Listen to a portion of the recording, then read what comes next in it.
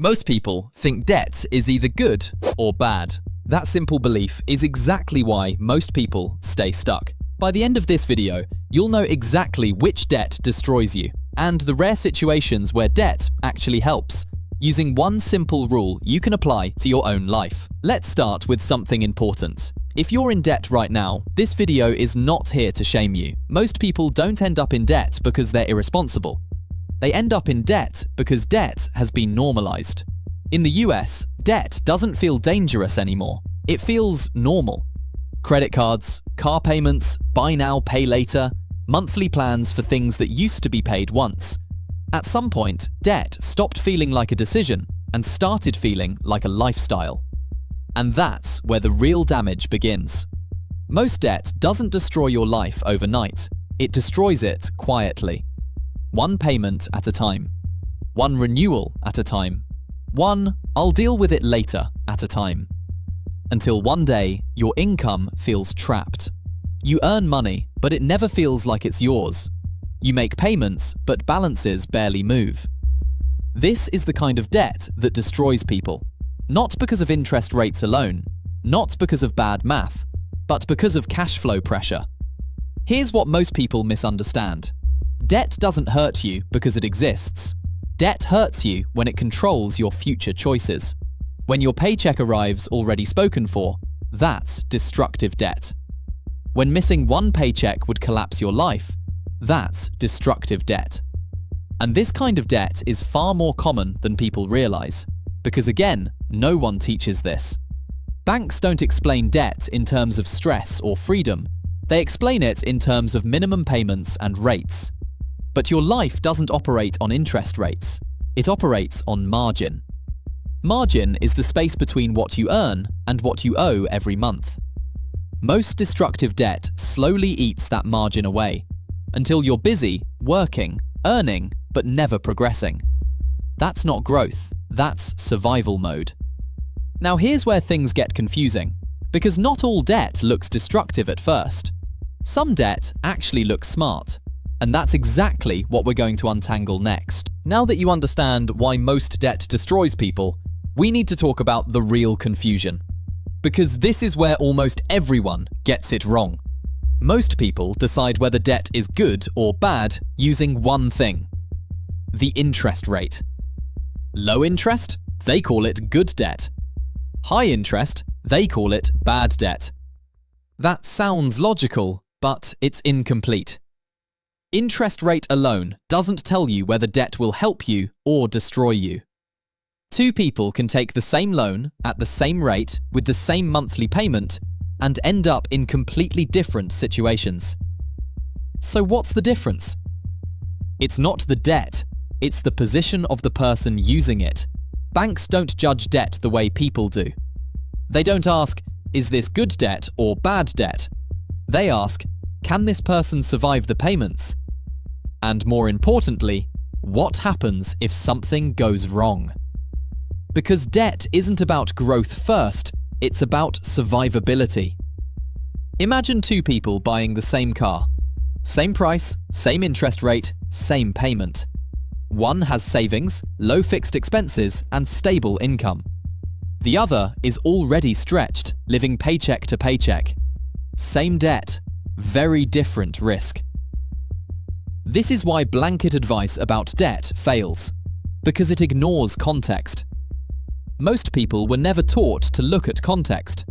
They were taught rules instead. Debt is bad, debt is good. Always avoid loans, always leverage. None of these work without understanding cash flow. Debt doesn't care about your intentions. It doesn't care if you meant well. It only reacts to cash flow. Cash flow is the gap between what comes in and what must go out every month. Not what you hope to pay, what you must pay. Debt becomes destructive when it removes flexibility, when future income becomes a fixed obligation. That's when people feel stuck without knowing why.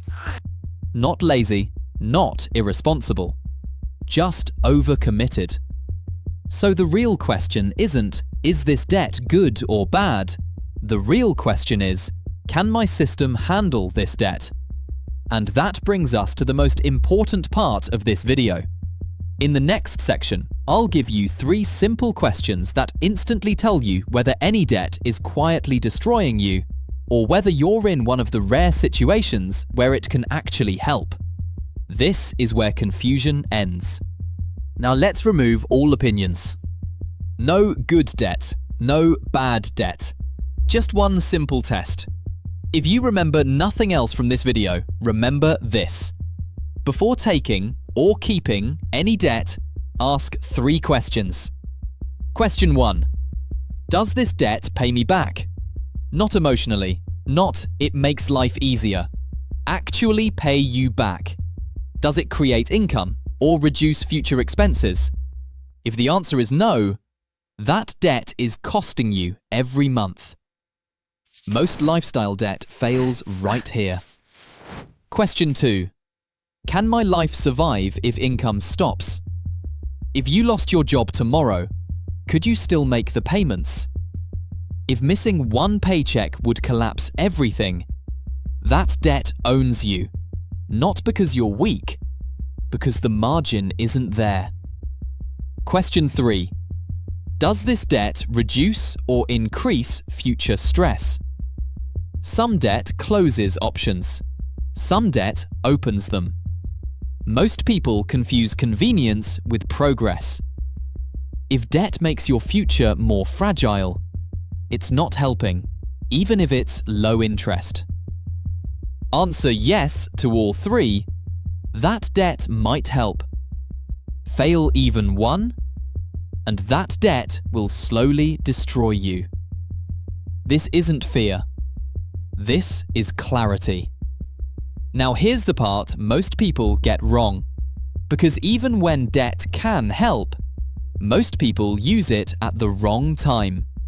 In the next section, I'll show you when debt actually helps and why that situation is far rarer than the internet makes it sound. This is where discipline matters more than numbers. Now let's talk about the part most people misunderstand. Yes, there are situations where debt can help. But those situations are rare, and they only exist after stability, not before it. Debt does not create stability. Stability creates the conditions where debt might help. Here's the simplest way to think about it. Debt only helps when it amplifies something that already works. If your system is weak, debt amplifies stress. If your system is strong, debt amplifies efficiency. So what does a strong system actually look like? 3 things must already be true. Condition 1. Your income is stable. Not growing fast, not about to increase. Stable. If income is uncertain, debt becomes pressure, not leverage. Condition 2. You have margin. Margin means savings, time, flexibility. It means debt payments don't decide your life. If debt removes your margin, it's already too late. Condition 3. You have a clear exit plan. Not hope, not motivation, an actual end date. Debt that doesn't have an exit eventually becomes permanent. This is why most people never benefit from debt. Not because they're reckless, but because they use debt to fix instability instead of waiting until stability exists. Debt doesn't make people disciplined. It reveals whether discipline was already there. That's why debt helps so few people and hurts so many. Now here's the good news. You don't need to be perfect to get this right.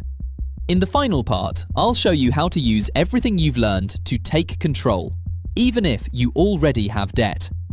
No extremes, no fear, just a system that gives you your options back. Now let's bring everything together.